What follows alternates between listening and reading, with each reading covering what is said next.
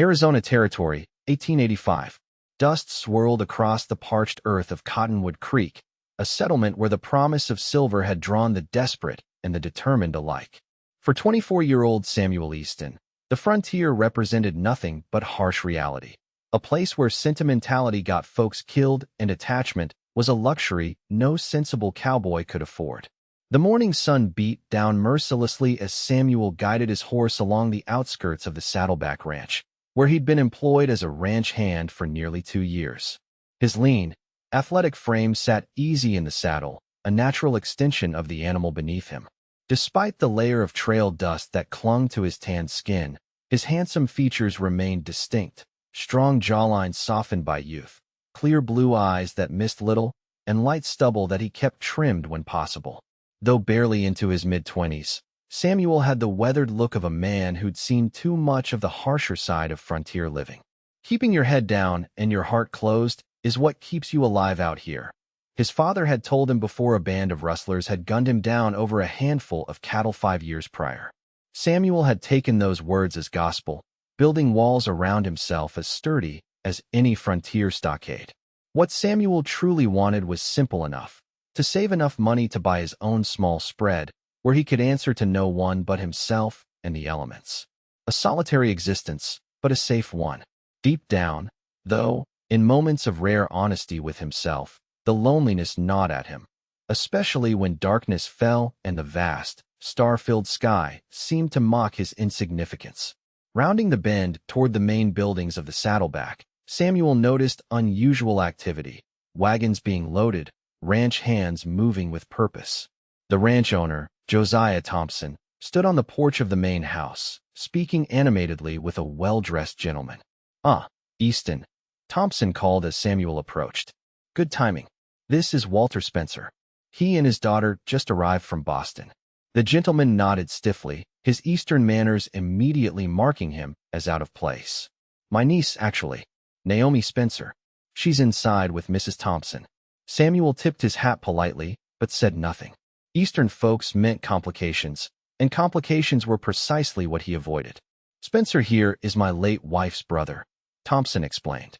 "His niece will be staying with us indefinitely. I expect all my men to show her proper respect." "Yes, sir," Samuel replied, already planning how to keep his distance from this intrusion of Eastern refinement into his carefully ordered world. Later that evening, as Samuel led his horse toward the barn after a long day of mending fences along the western property line, he heard something unexpected, the soft sound of weeping coming from within the shadowed interior of the structure. He hesitated, instinct telling him to turn around and leave whoever it was to their private sorrows. But something in the desolate quality of those tears compelled him forward. In the dim light filtering through the barn's open door, he saw her, a young woman with honey-blonde hair, seated on a hay bale, her slender shoulders shaking with each sob. She wore a simple but finely made blue cotton dress, now smudged with dust at the hem. Her delicate hands covered her face, but when the floorboard creaked beneath Samuel's boot, she looked up with a start. Samuel found himself staring into the most strikingly vivid green eyes he'd ever seen, now reddened from crying. This must be Thompson's niece, he realized, Naomi Spencer. She couldn't have been more than 20 years old, with a natural beauty that even tear-streaked cheeks couldn't diminish. "I apologize, miss," Samuel said, removing his hat. "I didn't mean to intrude." "No, please," she said, quickly wiping her eyes. "This is your barn. I'm the intruder." Her refined Eastern accent confirmed his suspicions. Samuel shifted uncomfortably, one foot already turning to leave, when he noticed the letter crumpled in her hand and the small trunk beside her. "Are you leaving?" he asked, surprising himself with the question. "I was considering it," she admitted, "though I haven't quite figured out how I'd manage it." Something about her vulnerability in that moment, a young woman alone in a strange place, stirred something Samuel had long thought dormant. He crossed the barn and offered her his handkerchief. "Miss Spencer," he said gently as she accepted it, "I don't know what troubles you, but I do know this territory isn't kind to those traveling alone, especially a woman." Fresh tears welled in her eyes. "Everyone I love is gone. My parents died last year, and now my only remaining family member, my aunt, has passed as well. Uncle Walter isn't truly my uncle, but my aunt's husband. He brought me here because he had nowhere else to put me, then announced he's returning east within the week. I'm essentially being abandoned among strangers." Without thinking, Samuel knelt before her and gently placed his hand over hers where it clutched the letter. "Your tears end today, Miss Spencer. Whatever happens, you aren't alone anymore." The words surprised him as much as they seemed to surprise her. It was a promise he had no business making, one that contradicted everything he believed about survival on the frontier. Yet as their eyes met, Samuel felt something shift inside him, like the first tremor before an avalanche. Little did he know that his impulsive promise would soon be tested in ways neither of them could imagine. 2 weeks later, Naomi Spencer had begun settling into life at Saddleback Ranch, though Samuel noticed she kept mostly to herself. At 19 years of age, she carried herself with a quiet dignity that belied her youth and the sorrow he had witnessed. He observed her from a distance, helping Mrs. Thompson with household tasks, occasionally venturing to the garden, and sometimes simply sitting on the porch with a book in her lap, staring pensively at the distant mountains. Samuel had been deliberately avoiding her, taking assignments that kept him working the far reaches of the property. Yet somehow, their paths continued to cross. At mealtimes, when she brought refreshments to the working men, or during those quiet evenings when the ranch hands gathered on the porch and she listened from the shadows to their stories of frontier life. One sweltering afternoon, Samuel was repairing a wagon wheel near the corral when commotion erupted from the direction of the pasture. One of the ranch hands came galloping in, shouting about a stampede heading toward the north fence line where they'd been moving cattle. "Thompson's up there with the new men," the rider called out. "They don't know the territory well enough to handle it." Samuel leapt onto his horse without hesitation, riding hard toward the northern pasture. As he crested the ridge, he saw dust clouds rising and heard the thunderous sound of hundreds of hooves. But what made his blood run cold was the sight of Naomi on horseback, riding directly toward the chaos. "What in God's name?" he muttered, spurring his horse faster. He reached her just as the leading edge of the stampeding cattle appeared through the dust. Without explanation, he leaned over at full gallop, wrapped an arm around her waist, and pulled her from her saddle onto his horse. "Have you lost your mind?" he shouted over the noise as he wheeled his horse away from the oncoming danger. "Mr. Thompson rode out with these," she called back, holding up a leather pouch. "Mrs. Thompson said they contained the payroll for the men. He forgot them in his haste." They barely made it to safety behind a large boulder formation as the cattle thundered past. Samuel held her protectively against him, her back pressed to his chest, as dust enveloped them and the ground shook beneath their horses' nervous hooves. When the danger had passed and the last stragglers of the stampede disappeared over the ridge, Samuel became acutely aware of her presence. The warmth of her body against his, the scent of lavender in her hair, the way her hands clutched his arm wrapped around her waist. He cleared his throat and loosened his hold. "That was foolish, Miss Spencer. Admirable, but foolish. Those men would have survived without their pay for another day." She turned to face him, still seated sideways before him on the horse. "Perhaps, but I would not have survived wondering if my inaction cost someone else something important." Her green eyes held his steadily. "Not again." "Again?" he questioned before he could stop himself. Pain flickered across her features. "I was not there when my parents fell ill. I was visiting friends in New York. By the time word reached me, they were already gone." She straightened her shoulders. "I will not stand idle when action is possible, Mr. Easton, even if that action carries risk." In that moment, Samuel saw her clearly, not as a fragile Eastern transplant, but as someone perhaps braver than himself. While he had responded to loss by withdrawing, she charged forward, determined not to repeat past regrets. "I believe I misjudged you, Miss Spencer," he admitted as they rode slowly back toward the ranch. "Most people do, Mr. Easton," she replied with a small smile that transformed her face. "I hope you'll call me Naomi." "Samuel," he offered in return, feeling another piece of his carefully constructed wall begin to crumble. Over the following weeks, Samuel found himself seeking out Naomi's company rather than avoiding it. They fell into a rhythm of evening conversations on the porch after supper, where she would ask about his experiences in the West and share stories of her life in Boston. He learned that beneath her refined manners lay a sharp wit and curious mind.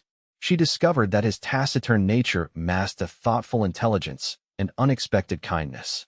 "Why did you come west?" she asked one evening as they watched the sunset paint the distant mesas in fiery hues. "My father brought us after my mother died. He believed there were opportunities here that the East couldn't offer." Samuel paused, running his thumb along the rim of his coffee cup. He wasn't wrong, but the price was steep. "You lost him too," she observed quietly. Samuel nodded. "Rustlers. I was 19, working another ranch about 50 miles south of here. By the time I got word and rode back, he was already buried. And you've been alone since then." It wasn't a question, but he answered anyway. "It's safer that way. Out here, connections are just things that can be used against you or taken away." Naomi considered this, her profile gilded by the fading light. "I understand the temptation of that philosophy, Samuel. But I wonder if the alternative isn't equally dangerous, living half a life out of fear of loss." Her words struck him with unexpected force. Before he could formulate a response, a rider approached at speed, kicking up dust as he neared the ranch house. Samuel recognized him as a messenger from town. "Telegram for Thompson," the rider announced, handing over a yellow envelope. Josiah Thompson read the message, his expression darkening. "Blake Holloway's been released," he announced to the gathering of ranch hands. "Word is he's headed this way." A tense silence fell over the group. Samuel felt a chill run down his spine at the name. Blake Holloway, the leader of the gang that had murdered his father. The man Samuel had testified against 3 years earlier, helping to send him to territorial prison. Who is Blake Holloway? Naomi asked later that night, when she and Samuel had retreated to their usual spot on the porch. "A murderer," Samuel replied tersely. "Killed at least 5 men that we know of, including my father. I helped put him away." Understanding dawned in her eyes. "And now he's coming here. For revenge." "Likely." Samuel's jaw tightened. "Which is why you need to stay close to the house from now on. Holloway wouldn't think twice about using anyone connected to me as leverage." "Connected to you?" Naomi repeated, a question in her voice. Samuel realized his mistake too late. In his concern, he had revealed more than he intended about his feelings. "Anyone on this ranch," he amended quickly. "Holloway holds grudges against Thompson too, for hiring me knowing my history with him." But something had shifted between them. Naomi studied his face in the lantern light, seeing past his attempted correction. "You've been protecting yourself for so long, Samuel. Not just your body, but your heart." She reached out tentatively, her fingertips brushing his hand. "What would happen if you stopped?" He looked down at her delicate fingers resting against his weathered skin, a perfect representation of their differences. Yet in that touch, he felt something he'd been missing for years: connection. "I don't know," he admitted, his voice barely above a whisper. "And that terrifies me more than Holloway ever could." The arrival of August brought scorching heat to the territory and an uneasy tension to Saddleback Ranch. 2 weeks had passed since the news of Holloway's release, with no sign of the outlaw. Some began to hope he'd moved on to other territory, but Samuel remained vigilant, his hand never far from his revolver. One evening, returning from town with supplies, Samuel noticed a strange horse tied outside the mercantile, an expensive-looking bay with California-style tack. Inside, he found Naomi selecting fabric with Mrs. Thompson, and nearby, watching her with undisguised interest, stood a well-dressed stranger. "Ah, Mr. Easton," Mrs. Thompson greeted him. "Have you met Mr. Roland Pierce? He's just arrived from San Francisco to evaluate mining prospects in the area." The man turned, revealing a handsome face with a carefully trimmed mustache and expensive clothes that hadn't yet acquired the dust of Arizona territory. "Pleasure to meet you," Pierce said, extending his hand. Samuel shook it briefly, noting the man's soft grip and uncalloused palm. "You're staying in town?" "For now," Pierce replied, his eyes drifting back to Naomi.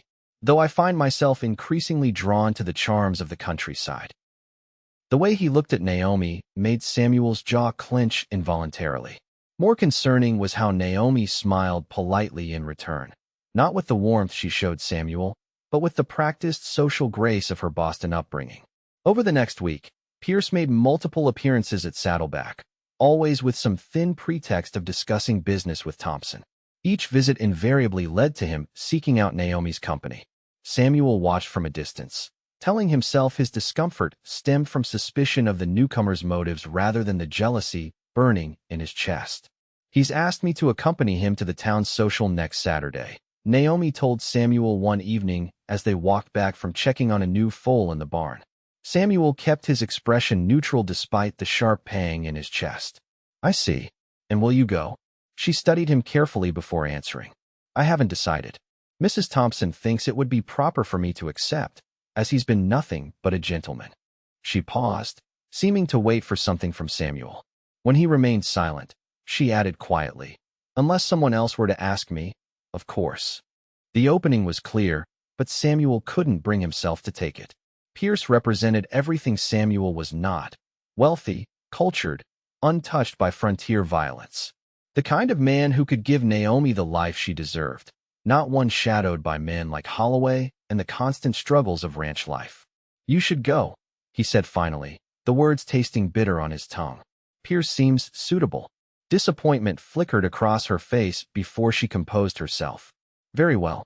If that's your counsel, I shall accept his invitation. That night, unable to sleep, Samuel stood watch on the bunkhouse porch, his thoughts churning like the approaching storm clouds on the horizon.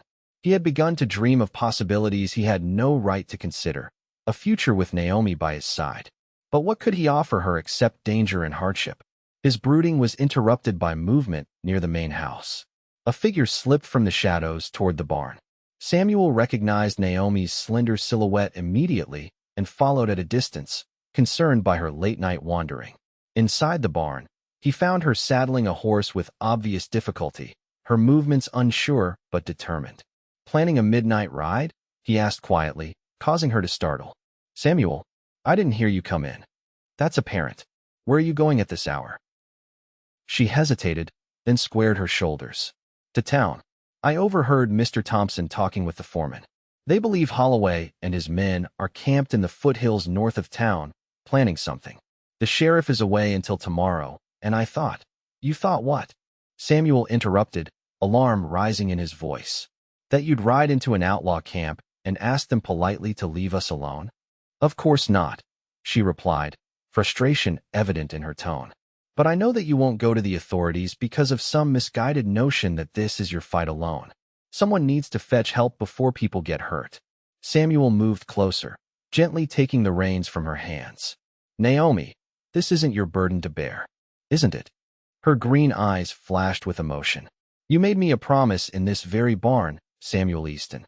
You said I wasn't alone anymore. That works both ways.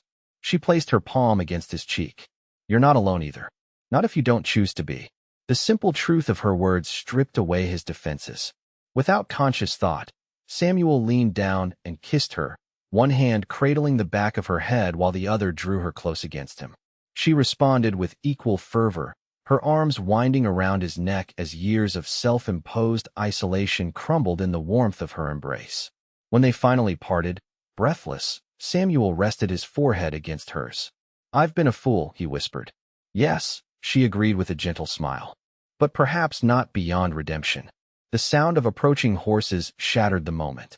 Samuel recognized the pattern, multiple riders approaching slowly, trying to muffle their approach. Holloway, he muttered, immediately alert. He's here. Before Naomi could respond, the first shot rang out, splintering wood near the barn door. Samuel pulled her behind a stall partition as more gunfire erupted, accompanied by whoops and shouts as Holloway's men surrounded the ranch buildings. I know you're in there, Easton, a rough voice called out. Time to finish what we started. Come out, or we burn the place down with everyone inside. Samuel checked his revolver. Stay here, he whispered to Naomi. There's a trapdoor beneath that back stall leading to a root cellar. If things go badly, use it to escape and run for the creek bed. Samuel, no. He silenced her with another quick kiss. I can't risk you. I won't. Before she could protest further, Samuel moved toward the barn door, staying low. Through the gaps in the planks, he counted at least 6 riders, with Holloway himself silhouetted against the main house. Already, flames were licking at the corner of the bunkhouse as the ranch hands scrambled for weapons and cover. Drawing a deep breath, Samuel prepared to step outside when Naomi's voice stopped him. If you walk out there alone, you'll die, she said with certainty. And I'll have lost someone else I love. The word love froze him in place. He turned to find her standing tall, a determination in her eyes that matched his own. There's another way, she insisted. Thompson keeps a shotgun hidden in the tack room. And there's a back window that overlooks the corral. While they're focused on the doors, we can create a distraction. Samuel wanted to refuse, to insist she stay hidden, but the logic of her plan was sound. More importantly, the fierce resolve in her expression told him she wouldn't be swayed. This woman, raised in Eastern comfort, had found a frontier courage that humbled him. Together, then, he conceded. Working quickly, they positioned themselves at different windows. Samuel could see Thompson and his men exchanging fire from the cover of the well and the overturned wagon. Holloway's gang had them pinned down, with flames now spreading to the corner of the main house. "On my signal," Samuel whispered. "Aim for the water barrel beside the burning corner. The explosion should startle their horses." Naomi nodded, her hands steady on the shotgun. Samuel counted down, then fired 3 rapid shots at the lantern hanging near Holloway. In the same moment, Naomi's shotgun blast hit the barrel of coal oil beside the house. The resulting explosion sent Holloway's men scrambling as their horses reared in panic. In the confusion, Samuel and Naomi burst from the barn, providing covering fire that allowed Thompson's men to gain better positions. The tide of the battle shifted as the outlaws lost their advantage of surprise. Holloway, recognizing Samuel through the smoke, turned his weapon toward him with murderous intent. Samuel pushed Naomi toward the safety of the stone water trough as he faced his father's killer across the chaotic yard. "You should have stayed in prison, Holloway," Samuel called out. "And you should have minded your own business 3 years ago," the outlaw snarled back. "Now I'm going to finish your family line for good." They fired simultaneously. Samuel felt the burn of a bullet grazing his shoulder, but his own shot struck truer, hitting Holloway squarely in the chest. The outlaw staggered backward, disbelief crossing his face before he collapsed in the dust. Seeing their leader fall, the remaining gang members lost heart, turning their horses to flee into the darkness. Thompson's men pursued them a short distance, ensuring they wouldn't return. In the aftermath, as the ranch hands worked to extinguish the remaining flames, Samuel found himself seated on the porch steps with Naomi gently cleaning his wounded shoulder. "You could have been killed," she said quietly, her hands trembling slightly despite her best efforts to appear calm. "But I wasn't," he replied, "because I wasn't alone." She paused in her ministrations, meeting his gaze. "And now? What happens now, Samuel?" He took her hand in his, bringing it to his lips. "Now I stop fighting what I've known since I found you crying in that barn. The frontier isn't just about survival, Naomi. It's about building something worth surviving for." "And what would that be?" she asked, hope brightening her eyes. "A home, a family, a life shared rather than endured." He touched her cheek gently. "I love you, Naomi Spencer. I think I have since the moment you showed me that courage doesn't mean facing the world alone. It means having the bravery to let someone in." Tears welled in her eyes, but these were different from those he'd witnessed in the barn months earlier. "I love you too, Samuel. Enough to fight beside you, through whatever comes next."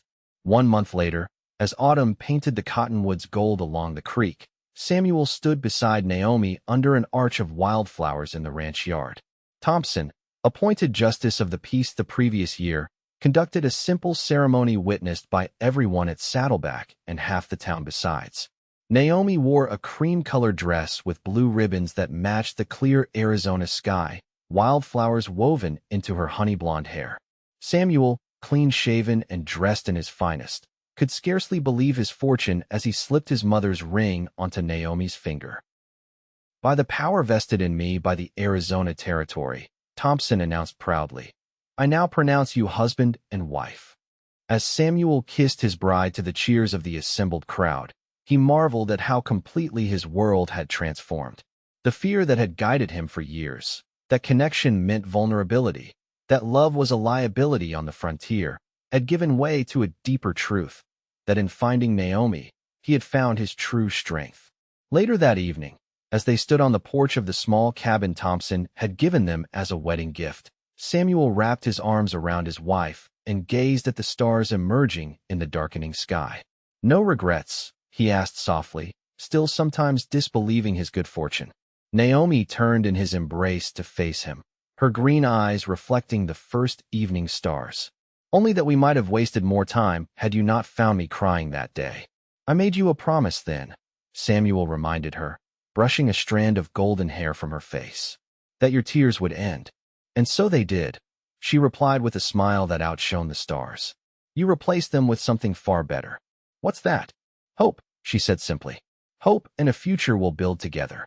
As the last light faded from the western sky, Samuel Easton, no longer the solitary cowboy who believed the frontier allowed no room for love, led his bride into their new home, finally understanding that the true promise of the West wasn't just land and opportunity, but the chance to create something enduring from the harsh beauty of its untamed heart.